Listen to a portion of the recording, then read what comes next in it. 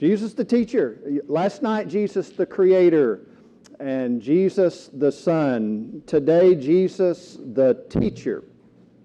Now, I just want to say in the beginning this morning that I realize there are a lot of teachers in this crowd, in this group. There are men that preach. If you are currently preaching or serve as an elder, raise your hand. If you're currently preaching or serving as an elder, all right, it counts. You can call yourself a preacher if you can say the books of the New Testament without singing them. That counts. But I'm not going in the direction, when you talk about Jesus the teacher, you could go in the direction and speak to men who preach and those who shepherd, because we're dealing with men who are to be apt to teach. We're dealing with men who ought to know something about the ability to share the right information and to make the right connection with people. But the approach I want to take in this is just from the standpoint of we're men. And because we're men, God expects us to put ourselves in the best possible place and position to be influencers. I mean, what this weekend is all about, if we're looking at Jesus, really the theme with all of this is we just want to be like Jesus. In fact, Jesus said, if you're my disciple, then to be fully trained, you need to be like me. And so if I'm following Jesus, then I need to be concerned about, well, how did Jesus love? That's the way I want to love. And how did Jesus serve? And that's the way I want to serve. And what Jesus always made a priority was people. And the reason he would connect with people is, yes, because he wanted to develop a relationship with those people, but because he wanted to impart to them the truth about who he was, to build a bridge to bring them to a relationship with him so that they could have everlasting life. And really, that's our mission. That's what we're to be all about as disciples of Jesus Christ.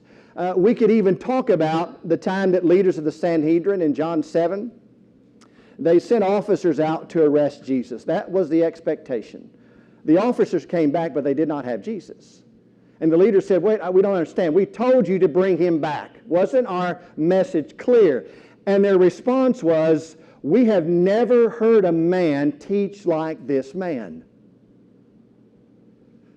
I don't know exactly what all Jesus said to them or the approach that he took when he was speaking in their hearing.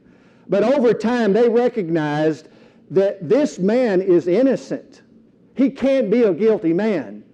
Not doing this and saying this, not having this kind of character and integrity. And the manner, the authority in which he speaks, his message is true. And they came back without him. Or when Jesus on the Sermon on the Mount, when he finished the sermon, you get to the end of chapter 7, and it says the crowd was astonished or amazed at his teaching. And we're told why. He taught as one having authority and not as the scribes. And that's kind of what Bubba talked about last night. I mean, he did speak as one having authority because who he was God in the flesh. The message that he shared, his ministry was all about what his Father had revealed to him and what he was teaching and what he was saying. And the approach that he took was radically different from the scribes of his day. But before we even get into certain things about Jesus, I mentioned discipleship. I want you to think about the model that we see in Jesus, how we are to model ourselves. If you think about Jesus as a teacher, and we're going to follow his example as a teacher, then we have to live the way he lived. There's a text I mentioned to us in Luke chapter 6 and verse 40. A disciple, Jesus says, is not above his teacher, but everyone, when he is fully trained, will be like his teacher. Everyone, when he is fully trained, will be like his teacher. So when you think about what Jesus taught, that's important. If I'm going to follow him, then I need to teach what he taught. But it's not just following his example in terms of what he taught. It's also learning from him, being in his schoolroom and saying, okay, Jesus, teach me how you taught. It's not just what, but how. And so I want to I'm looking for participation. I'm competing with College Game Day. Most of you guys are used to a television about 9 o'clock and College Game Day, and you're used to talking to Kurt Herbstreit or fussing at somebody on the TV. So I want you not fuss, but I want you to participate. I want you talking to the group in here. I mean, in the multitude of counselors, there is wisdom. There are a lot of men in this room who have trained preachers, who are mentoring other men. There's experience and wisdom in the room. I want this to be a time that we share this. So as we're going through this, these questions are designed to promote thinking and stimulate conversation. Low-hanging fruit. I acknowledge this. Why is it so important that our lives line up with what we teach? Low-hanging fruit, I get that. I'm just trying to warm you up. Why is this so important that our lives line up with what we teach? Absolutely. Prevent being a hypocrite. You cannot be a good influencer of people if they see that there's hypocrisy. I can't hear what you're saying because of who you are. All right? Yes? The message is intended to be lived. Yes. Yeah. Message intended to be lived. We have to live it. Good. Couple more. Low-hanging fruit. Why is this so important, Doug? There's an old saying, I'd rather see a sermon any day than hear one. Yes. That's no reflection on your preaching, but it's better to see the words of Christ put into practice. Yeah. And look, nobody in the room, we're not perfect people. But give people credit. They know when we're trying to live what we teach. I mean, I can get up all day long and say, well, people are important. People matter. People matter. And if I'm going to be like Jesus as a teacher, I've got to prove that people matter to me. Well, if I'm speaking to people that have known me for 17 years, and they're like, yeah, this guy, people don't matter to him. Yeah, they know, people know. All right, I want to say this. It's not possible for me to live the way Jesus lived. Be an influencer of people, make the right connection with people. I'm not going to be able to live the way Jesus lived until I first think the way Jesus thought. Sometimes our living doesn't line up with our teaching because we're controlled by our thoughts. Action always follows thought. You always move in the direction of your mind. You want to live like Jesus, think like Jesus. All right, so let's just move into this. Attitudes.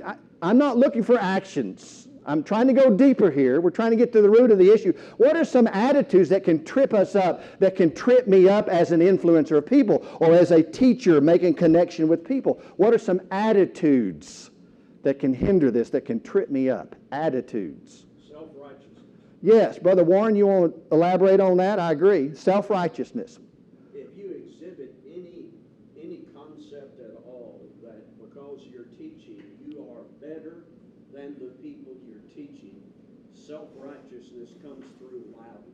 Self-righteousness, a very condescending approach, the message, I'm better than you. Absolutely, self-righteousness. Had something over here.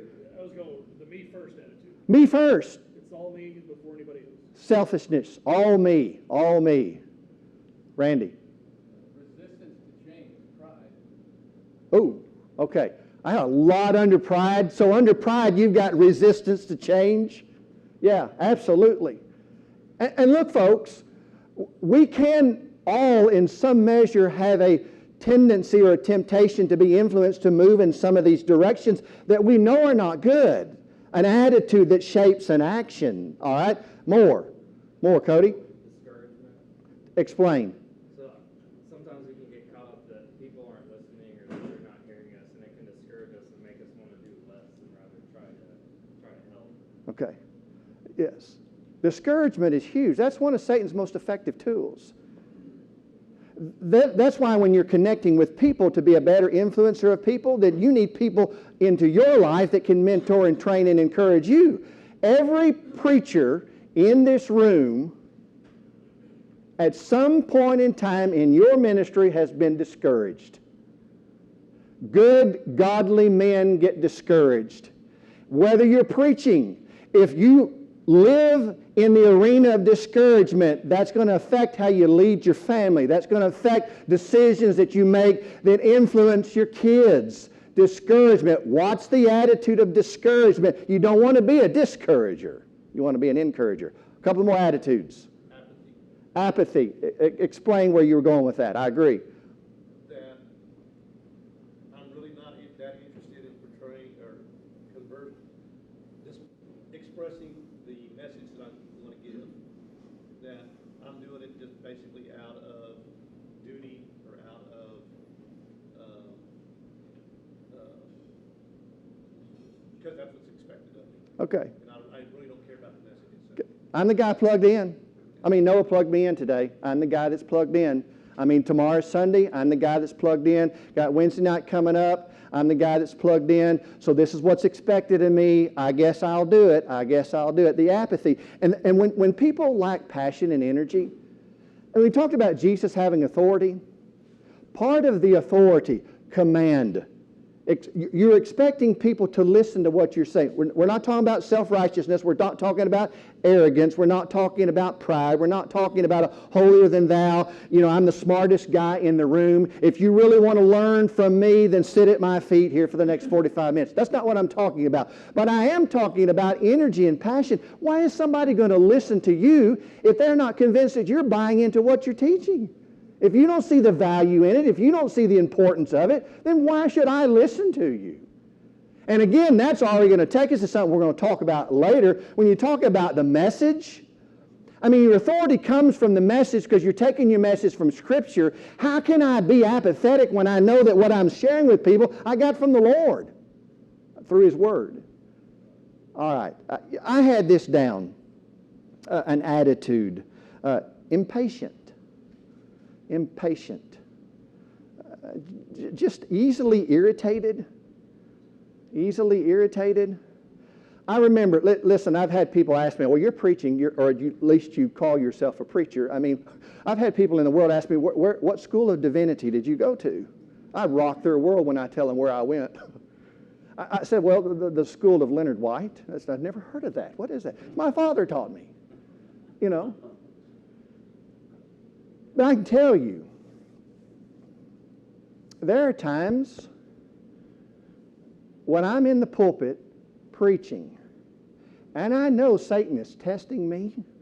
He is testing me. Tim, he's working on me, because what he's trying to get me to do is lose my cool, lose my patience, so I can disconnect from my audience, because somebody's over there talking and somebody's over there sleeping and somebody's in the front pew clipping their nails. I'm not talking about Cedar Park. I'm talking about other places that I've been. What is love in 1 Corinthians 13? It's patient. It's patient. All right, so all of these things are attitudes. So we're past the model. I want to deal with message, I want to deal with methods, and I want to deal with motivation. Very quickly, 3. So the message, just share what Jesus shared. Share what Jesus shared. In Acts chapter 20, y'all know that Paul told the Ephesian elders that he did not shun or hesitate to declare the whole counsel of God. Yes, I get that. But I want us to think about this with Jesus. There were certain things. Where or on what did Jesus place a heavy emphasis in His teaching? Yes, we're to teach the whole counsel of God. Don't withhold from people what they need. If people need to be taught in some particular moral area, then you need to teach on that. Be patient, but teach on that. But are there things where Jesus placed a heavy emphasis in His teaching? And if so, what were they? Where? Where did Jesus place a heavy emphasis in His teaching, in the approach that He took? Service? Yes. Mercy. Can you think of passages, can you think of somewhere we can go in the Word that we see this pattern, we see this example where Jesus is trying to get across that I need to place a heavy emphasis on mercy?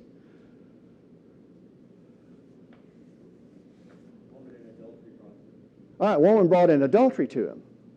How He handled her, how He handled her enemies, her accusers, what she needed to learn. she needed to learn much more than, oh, adultery's wrong. And the enemies of her, the accusers, needed to learn something beyond just what the law says. What's your motivation? What's your intention? One of the reasons on mercy, one of the reasons the religious elite of Jesus' day hated him, because Jesus was very direct when he needed to teach them something that was in them, in their heart, that was wrong. So Jesus would, on several occasions, say to the religious elite of his day, oh, I want you to go and learn what this means. Pause. Jesus is telling those that consider themselves to be experts in the law, teachers. Nobody knew the law better than them, and so they could teach it really well. And she said, no. You got some learning to do, guys, and I want you to go and learn what this means. I desire what rather than sacrifice? Mercy. Mercy. I mean, there was a reason why Jesus says, look, you've neglected the weightier matters.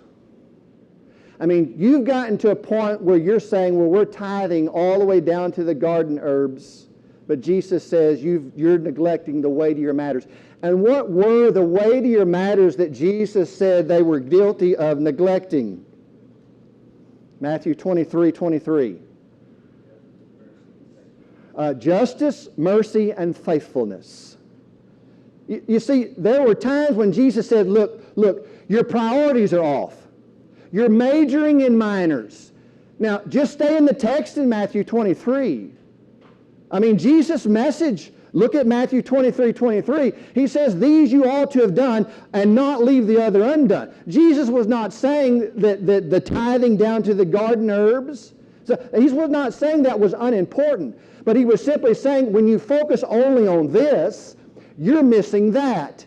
And because you're missing this, the weightier matters, you can't know how to love the way I'm loving.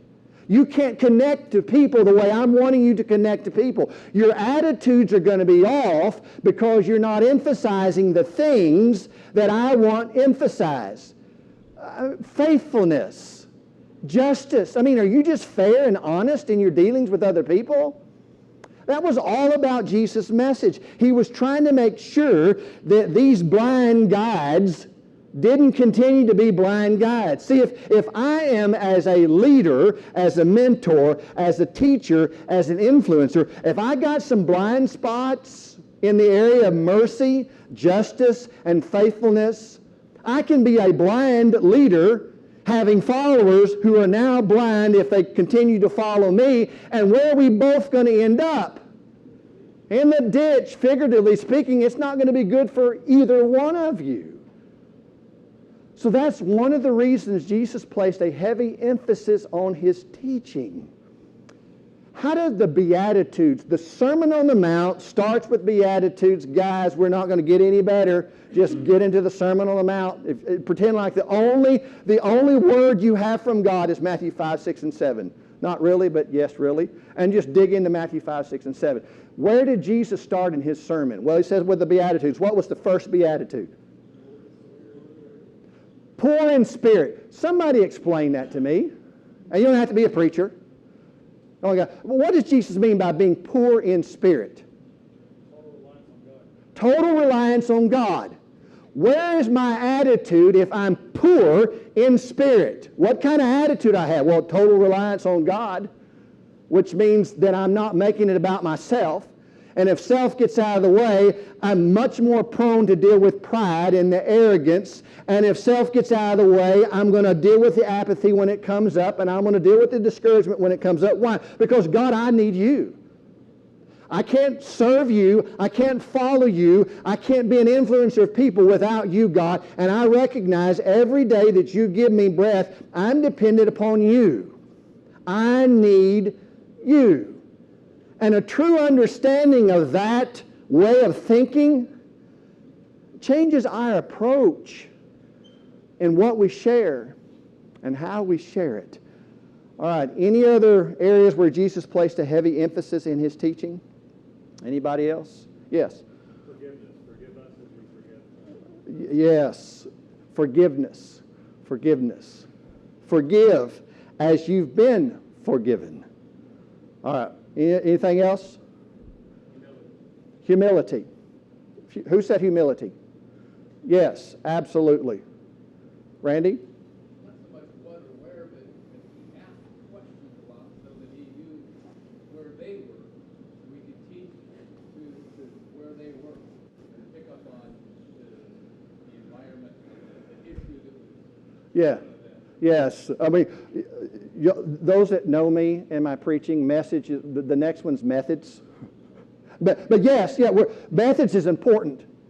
Questions, how Jesus built a bridge and connected with people. All right, I'm going to end with this on the message. This was something that all of you have been thinking about. It's come up in our discussions. Of all the commandments, Jesus said this, Mark 12, 28 through 31. Which is the most important? Well, he says the most important one, answered Jesus, is this. The most important one. Jesus said, oh, hear, O Israel, the Lord our God, the Lord is one. The Lord our God, the Lord is one. Wow, just unpack that. Maybe one of the biggest problems, men, that we face spiritually is the challenge with idolatry. There's just something or someone that I allow to come in and just influence my life and distract me. And Jesus said, no, wait. Here, remember this. The Lord our God, the Lord is one. And you are to love the Lord your God. How? How am I to love the Lord my God? All your what? Heart, soul, strength, and mind. And everybody said all your everything. Yeah, with the totality of your being. And then he says, that's the great commandment. But the second one is likened to it. Love your neighbor how? As yourself. And then Jesus says, on these two hang all the law and the prophets.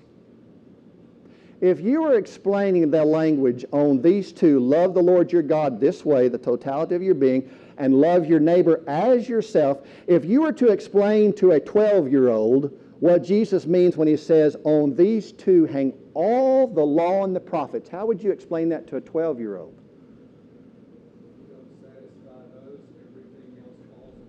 If you don't satisfy those, everything else falls apart. Brother Jim's been a teacher for a long time. He's taught the younger ones. That's absolutely right. That was the emphasis. Learn how to fulfill, learn how to love the way Jesus loved, and see how it changes your life and how it puts you in the best possible place and position as an influencer of people. Just want to be like Jesus the teacher? Look at his message. Share what he shared. Methods. When you think about Jesus' methods, connect the way he connected, what are some methods? We're going to get to the why. What are some methods that Jesus used in his teaching that were great ways to connect with his audience? Parables, yes. Low-hanging fruit, parables, yes. What else? Randy had questions.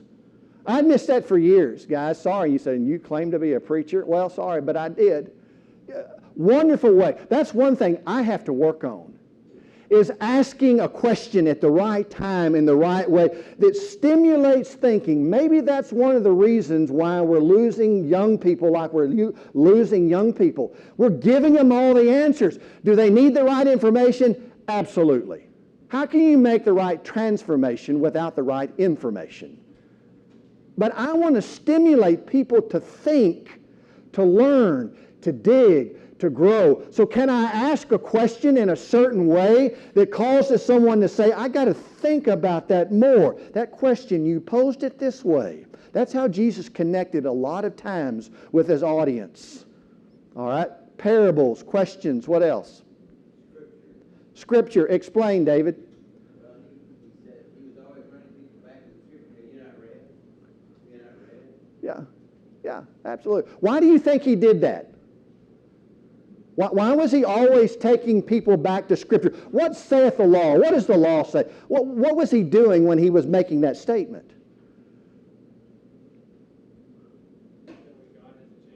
Yeah, God hasn't changed.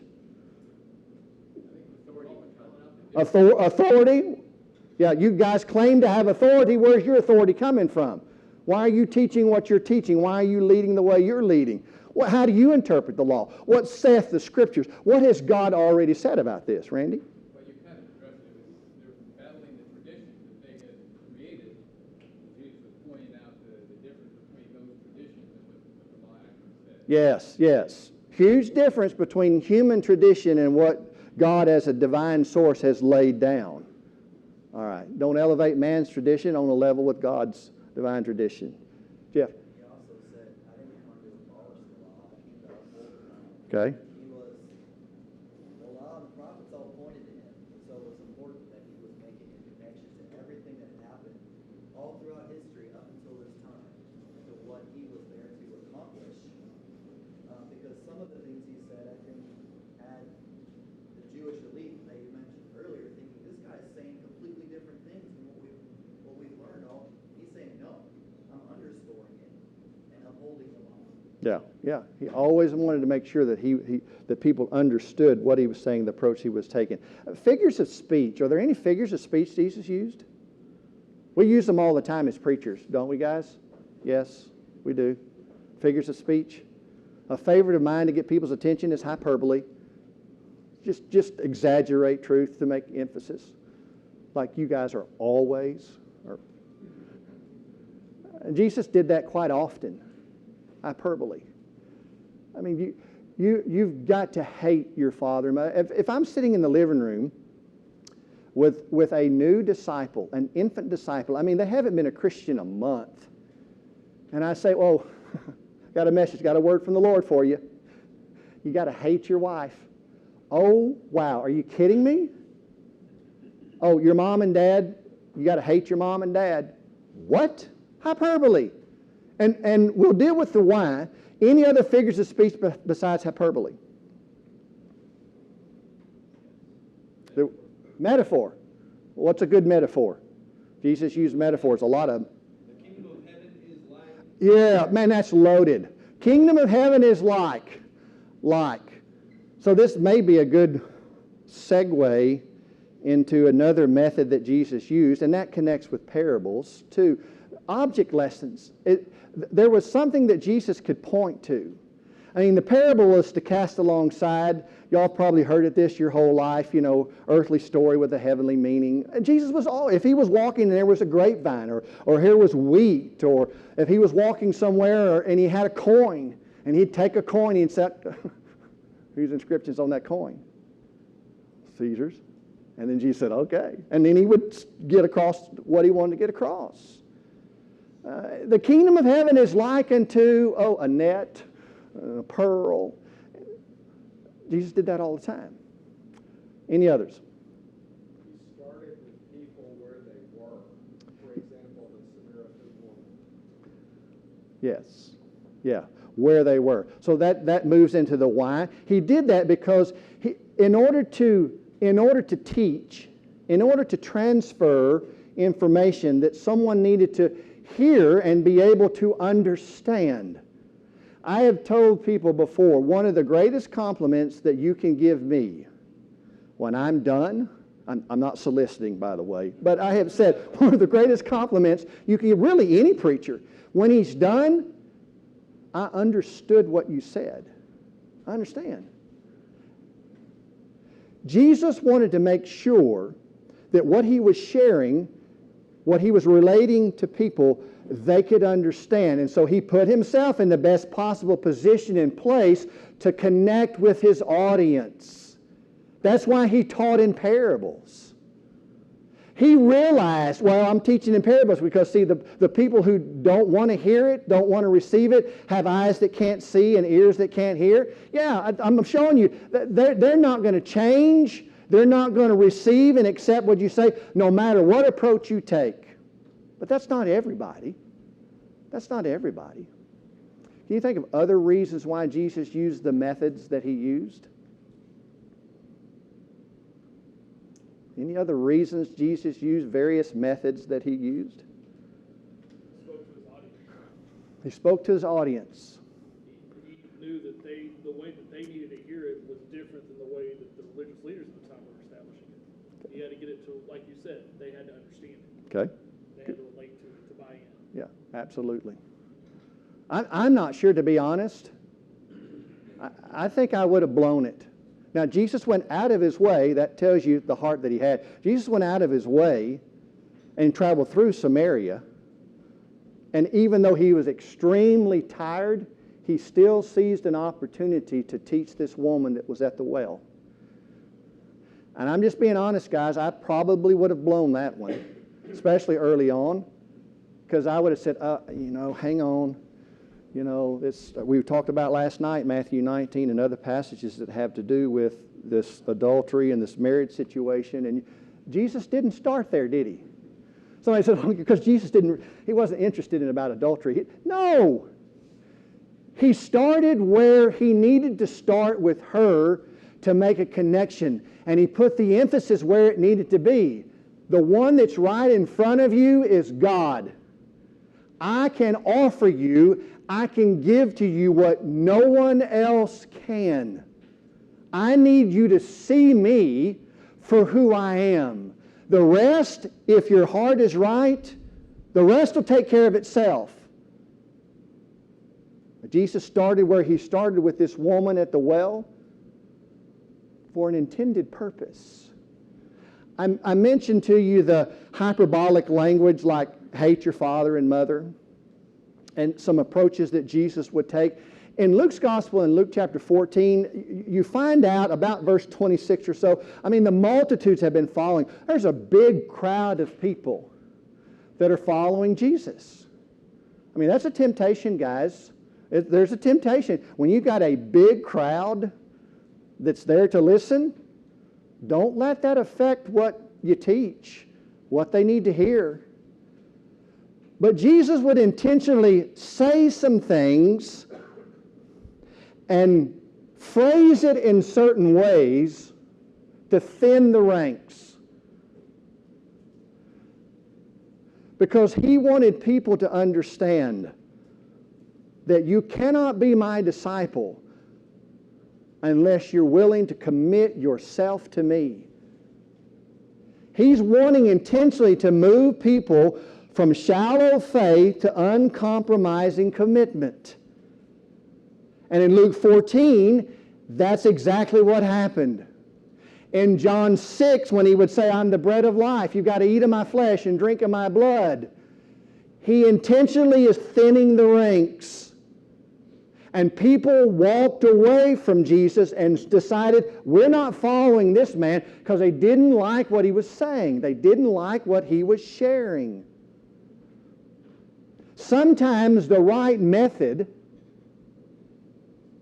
is intentionally designed to test the faith of the people, to challenge the audience. And Jesus was masterful at doing that.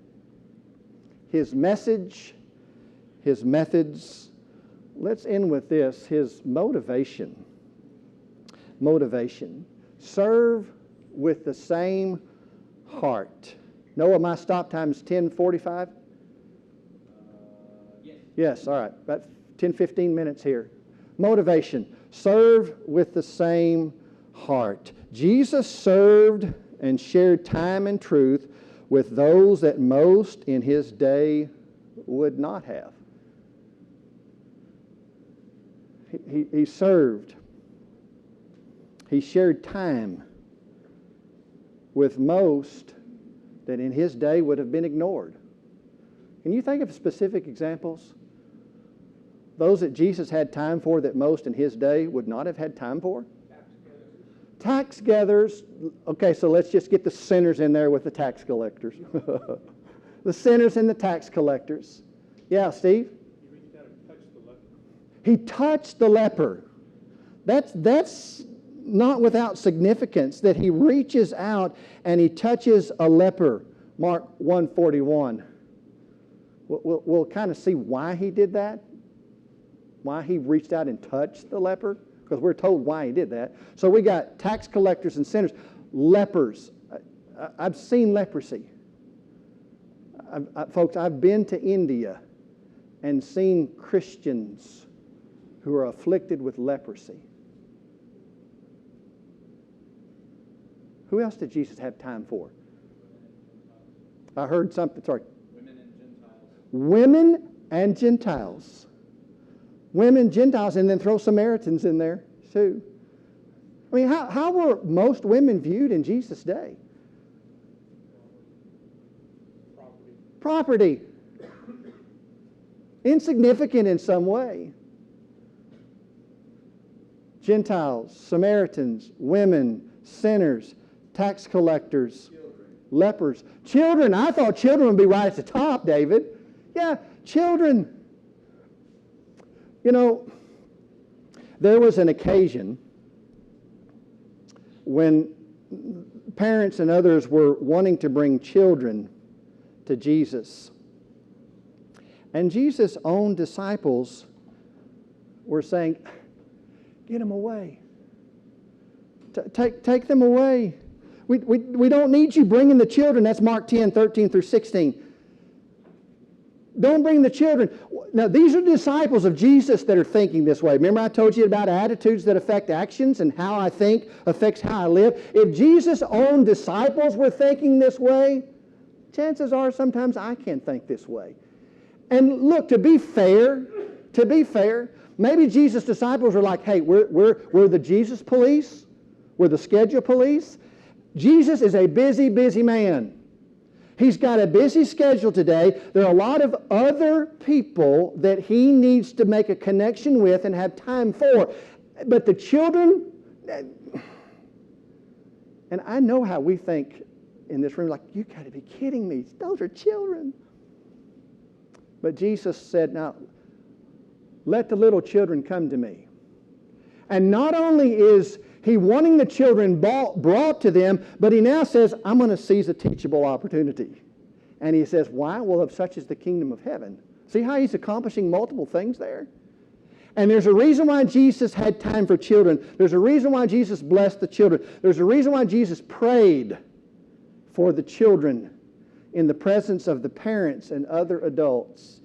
Jesus valued highly those that so many or most in his day did not. That's the motivation. When you look at Jesus, the teacher, like I said, whether you're a preacher or elder or not, we're male. We're men as disciples. I want to love this way. I want to serve this way. So in order to serve like Jesus served, I've got to have the heart that he had. And Jesus had time for the little people. That's what's going to make us effective as leaders. Serving with the heart of Jesus. Going to make us better as leaders. How? Steve brought up Jesus touching a leper. And he healed the leper. In the context, it says Jesus was moved with what? Compassion. Pity. Now, I think we would get that as someone that's struck with leprosy.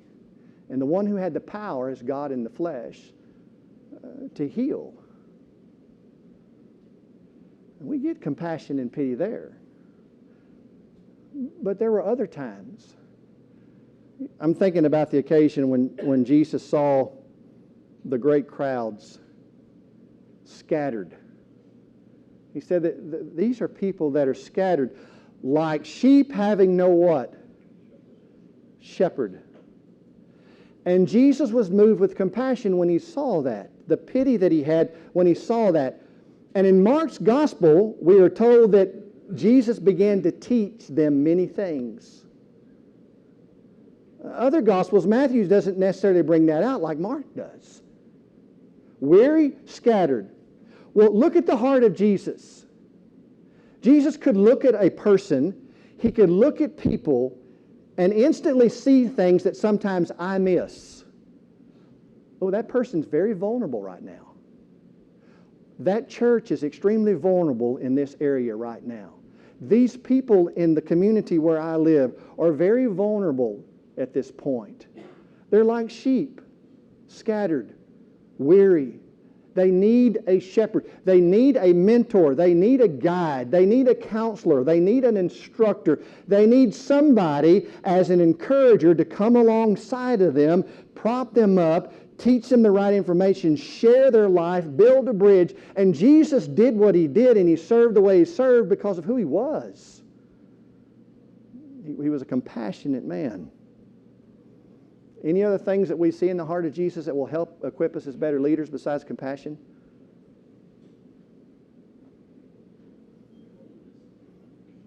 Boldness? Who said boldness? Explain how that's going to help us.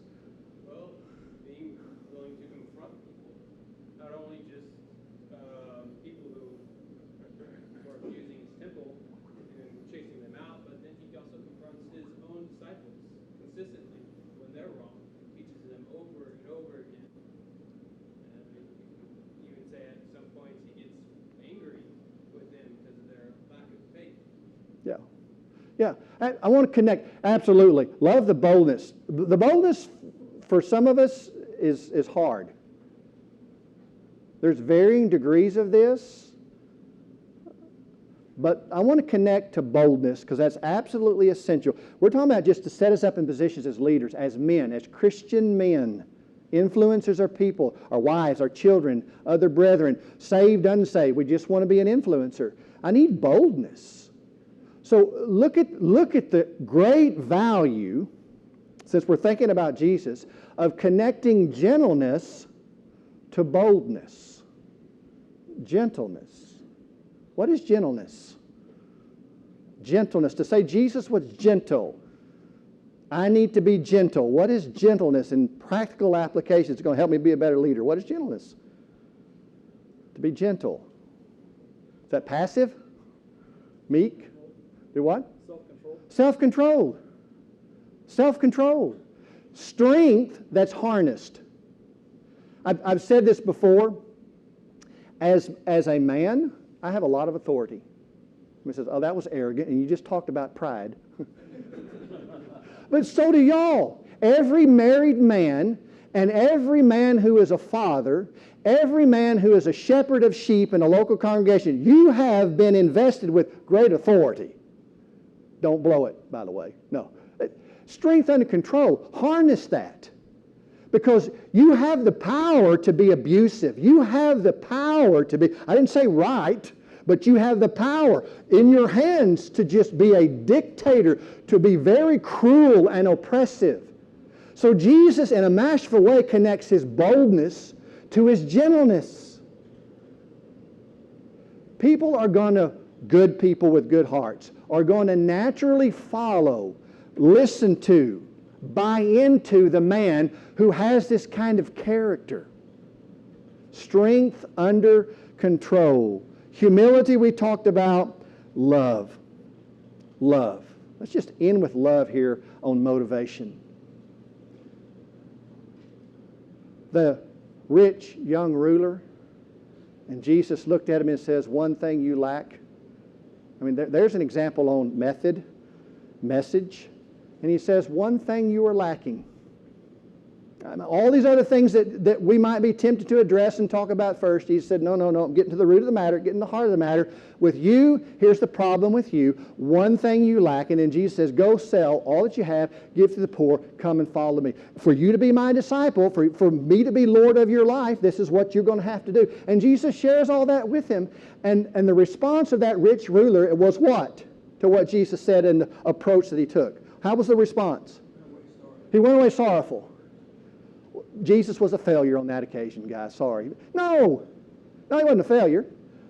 You can't change everybody. You can't convince everybody. You can't convict everybody. But Jesus said what He needed to say. I missed this for a long time.